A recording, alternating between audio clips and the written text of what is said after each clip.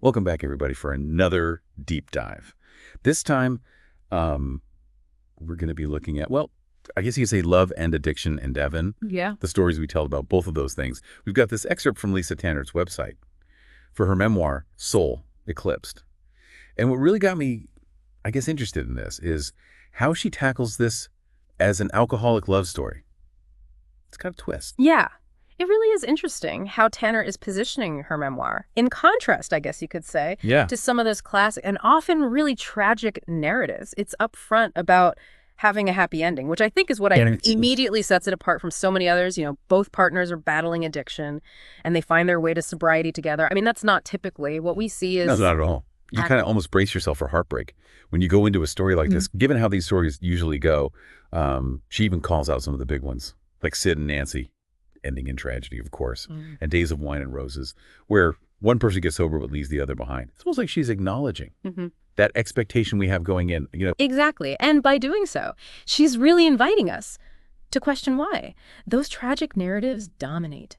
Is it that couples rarely actually conquer addiction together? Or could it be that our cultural fascination with, you know, the tortured artist trope, especially when it comes to substance abuse, leads us to maybe expect those endings? Yeah.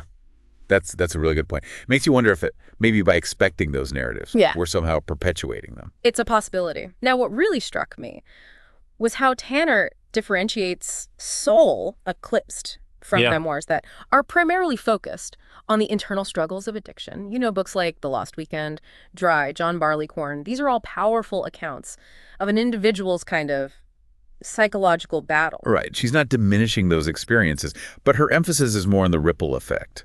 How addiction impacts her relationships, not just her internal world. Exactly. It's about the shared experience, the way addiction touches everyone in its orbit. So considering that angle, who do you think she's trying to reach with this story? Well, I mean, on the surface, it seems like anyone who is loved, someone who is struggling with addiction, that feeling of helplessness, the desire to fix things but not knowing how, she captures all of that so well. Absolutely. And I think she's also offering this message of hope to those in the thick of it, you know, on the other side of it. It's like she's saying, look, I've been there in the depths of despair, but there is another side. And she backs that up with this really stark statistic. 18 million Americans with alcohol use disorder and 1 in 5 adults dealing with mental illness. That's huge. It is. And I think including that statistic adds this layer of gravity to her personal story. It's not just an isolated case, underscores the widespread impact of addiction, which makes her message of hope, I think, even more resonant. It's like she's saying, look, this is bigger than just me. This is something that we need to address as a society. She throws out this really bold claim, almost like a challenge. Love is the solution.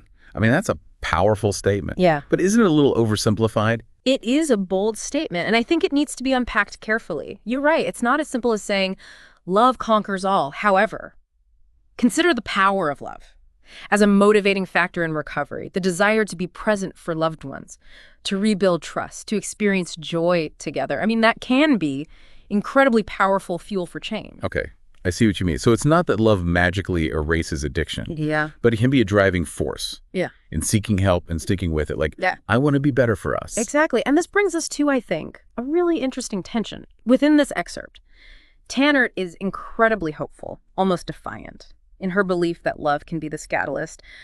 But she also acknowledges the odds stacked against her, the reality that happy endings aren't guaranteed in these situations. Such honesty that makes her story so compelling, right? She's not sugarcoating it. She's saying, this is hard, but it's possible. Right. And the way that she directly addresses the reader, that you, adds another layer to it. It feels so personal, like she's having a conversation. Who do you think that you is? What assumptions is she making about them? It feels like she's speaking to multiple audiences at once, right? Yeah. The you struggling with addiction, the you loving someone who is, the you who's maybe afraid of, loves complexities in general. Yeah. I think you hit the nail on the head. It seems like she's saying, no matter where you're coming from, there's something in this story for you. Yeah.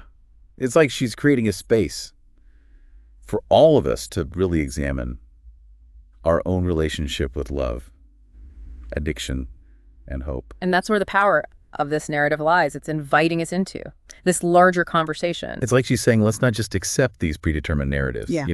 Let's challenge them and rewrite them and just see what new possibilities can kind of emerge. Yeah, exactly. And I think it's especially interesting how she brings up A Star is Born. This story's been told and retold across generations, and always with that same tragic arc. What do you think it is about this story that keeps resonating with people, even when we know how it's going to end? Maybe it's because on some level, we're just drawn to these stories of passionate, all-consuming love, even if they are kind of tinged with sadness. There's a certain romanticism there, right? The idea of loving someone so fiercely, even when they're self-destructing. Yeah. It speaks to, I think, our fascination with the complexities of human nature, how love and pain can be so intertwined. And then when you add addiction on top of that, the stakes become even higher, the emotions more intense. It's like watching a train wreck in slow motion. You know it's going to end badly, but you can't look away. It's a powerful analogy, and I think Tannert is very consciously playing with those expectations. Those deeply ingrained narratives she's acknowledging.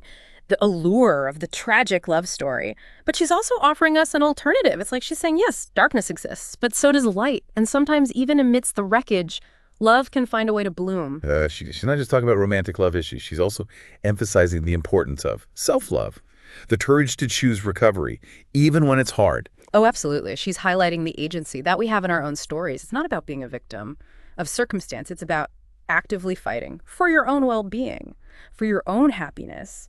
And that fight can be so inspiring, even when it's messy and imperfect. And it's a fight that so often happens in isolation, right? It's shrouded in shame and secrecy. But I think by sharing her story so openly and honestly, Tannert is creating a space for other people to do the same. It's like she's throwing open the windows, letting the light in, and saying, it's okay. It's okay to talk about this. It's okay to ask for help. You've touched on a kind of crucial point. By normalizing these conversations, by sharing our vulnerabilities, we can start to dismantle the stigma around addiction. And that's a powerful step towards creating a more supportive and inclusive environment for people in recovery. Yeah. It's like she's saying, look, I'm not perfect. I've made mistakes, but I've learned from them. And maybe by sharing my journey, I can help someone else avoid the same pitfalls. It's about turning personal struggle into this collective wisdom. And that's where the real magic happens, isn't it? When we realize that we're not alone in our struggles, that there's a whole community of people who understand what we're going through. Yeah. It's about finding strength in that shared experience, finding hope in the stories of others who've walked a similar path. And I think that's what makes Tanner's approach so powerful. She's not just telling her story. She's inviting us to become part of it, to find our own voices within this larger narrative of addiction and recovery. And in doing so, she's highlighting the transformative power of storytelling itself, how narratives can shape our understanding of these really complex issues, how they can challenge our assumptions, and how they can ultimately inspire us to create change. It's like she's saying, let's rewrite the script together. Exactly. And by doing so, we can start to imagine a world where recovery is not just possible, but probable. A world where addiction is met with compassion and understanding, not judgment and isolation. And that's a world worth fighting for, would you say? Absolutely. And it starts with stories like Tannert's, stories that challenge the status quo, stories that offer hope, and stories that remind us that we're all in this together. Okay, but let's go back to that bold claim for a minute. Love is the solution. While it is inspiring to think about love as this powerful force, I still have some reservations. Can love really conquer addiction? Or are we putting too much responsibility on this one emotion?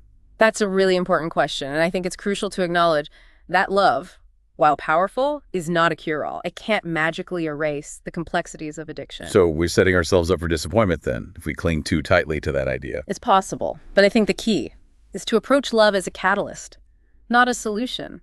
It's about recognizing that love can be a powerful motivator in seeking help and staying committed to recovery. So it's less about love fixing the problem and more about love providing the strength and support that's needed to navigate the journey. Exactly. It's about creating an environment where recovery can flourish, where individuals feel loved and supported and empowered to make positive changes. Okay. I think that reframing is really helpful. It takes the pressure off love being some kind of magical cure and acknowledges the complexity of recovery. And it also highlights the importance of having a multifaceted approach to addressing addiction. It's not just about individual willpower or even romantic love. It's about creating a supportive ecosystem. That includes professional help, strong social connections, and access to resources. Yeah, it's about recognizing that recovery is a journey, not a destination. And that journey requires a whole village, not just a single knight in shining armor. You captured it perfectly. It's about creating a community of support where individuals feel empowered to face their challenges and embrace the possibility of healing. And that's a powerful message, right? It's about recognizing that we're all in this together. We all have a role to play in creating a more compassionate, understanding world. It is. And it's a message that resonates deeply, especially in the context of addiction, where shame and isolation often thrive. So, while love is the solution, might be an oversimplification, it's also a really powerful call to action. It's a reminder that we all have the capacity to love, to support, and to make a difference in the lives of those around us. And that's where the real hope lies, in our collective willingness to extend a hand, to offer a listening ear, and to create a world where recovery is not just a possibility, but a reality. It's about recognizing that every single one of us has a story to tell. And those stories have the power to connect us, to inspire us, and to ultimately guide us toward a more hopeful future. You know, it feels like by sharing her experience, Tannert is giving us this new lens to view these broader societal issues. Like, we're not just talking about statistics and these abstract concepts. We're actually connecting with the human element of addiction and recovery. Yeah, it really humanizes it, doesn't it? It reminds us that behind those numbers are real people with their own stories and struggles and triumphs. And by sharing those stories, I think it allows us to cultivate more empathy and understanding, which is so important when it comes to breaking down stigma. And creating a more supportive environment. It's not just about offering sympathy, or she's also giving us this call to action. She wants readers to recognize the signs of addiction in their own lives and in the lives of those around them. Right. She's empowering us to be proactive, to reach out to people who might be struggling, to offer support rather than judgment. And I think that shift in perspective is so crucial. It's about moving away from this idea of addiction as a moral failing and instead recognizing it as a complex health issue that requires compassion and care. Yeah. It's like she's saying, let's stop whispering about this in the shadows. Let's bring it into the light and have open and honest conversations. Exactly. And those conversations can be incredibly transformative, not just for individuals, but for society as a whole. By sharing our stories, by listening to the experiences of others, we can really start to chip away at the shame and secrecy that so often surround addiction. And in doing so, create space for healing and growth and connection. So, bringing it all back to soul, Eclipsed, it seems like Tannert is offering this really powerful message of hope and resilience. She's challenging those traditional narratives about addiction, showing us that happy endings are possible even when the odds seem stacked against us. And she's doing it in a way that's both personal and universal, inviting us into her own journey, but also acknowledging that her story is just one thread in a much larger tapestry. Right, it's like she's saying, this is my experience, now what's yours? Exactly. And in that invitation, there's this profound message of hope and possibilities, a reminder that we all have the power to shape our own narratives, to rewrite those scripts that we've been handed and create new endings for ourselves and for the people around us. So, after this deep dive, where do we go from here? What should our listeners be pondering as they move forward? Well, I think the big question that Tannert leaves us with is this: can love truly conquer addiction? Or is that just oversimplifying a very complex issue? It's a question that deserves a lot of thought. And I have a feeling the answer isn't so black and white. But I think just asking that question opens up space for deeper understanding, for more nuanced conversations. And ultimately, I think for more compassionate responses. That's a great way to put it. You know, this deep dive wasn't about finding all the answers. It was about exploring the complexities of love and addiction and recovery through this very personal lens. And by doing that, I think it's challenged all of us to really think critically about the narratives that we've inherited, to embrace the power of our own stories, and ultimately to contribute to a world where healing and hope are possible for everyone. Beautifully said. And with that, we'll leave you to consider the dance between love and addiction, the strength of resilience, and the power of storytelling to reshape how we see ourselves and the world around us. Until next time, keep exploring, keep questioning, and keep diving deep